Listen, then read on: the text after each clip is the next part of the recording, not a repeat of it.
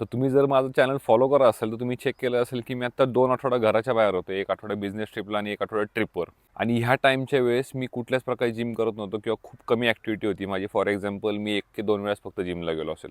पण तरी पण ह्या 14 दिवसांमध्ये माझ्या बॉडीचा शेप अजिबात बदलला नाही. इनफॅक्ट माझ्या बॉडीचा शेप अजून चांगला दिसत होता आणि प्लस मी वेट गेन पण केलं नाही. आणि तुम्ही जर त्याच्या मागचं रिजन ऐकाल तर शॉक होऊन जाल. तर आता इन माय केस मी जवळपास आता 10 वर्षापासून जिम करतोय. त्याचाच अर्थ असा की माझ्या बॉडीमध्ये मसल कॉन्टेंट खूप जास्त आहे.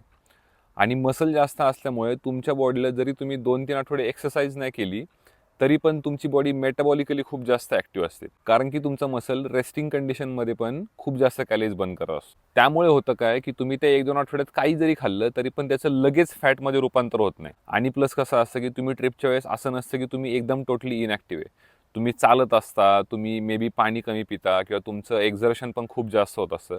म्हणून मी सारखं सांगत असतो की तुम्ही एक्सरसाइज केली पाहिजे जेणेकरून तुमच्या बॉडीमध्ये तुमचा मसल कॉन्टेंट चांगला मेंटेन राहील. त्यामुळे आता नेक्स्ट टाईमपासून ट्रिपनंतर तुम्हाला असं समजलं की तुमचं वेट कमी झालं आहे किंवा तुमची बॉडी अजून जास्त लीन दिसते तर यू ऑलरेडी नो की त्याचं रिझन काय.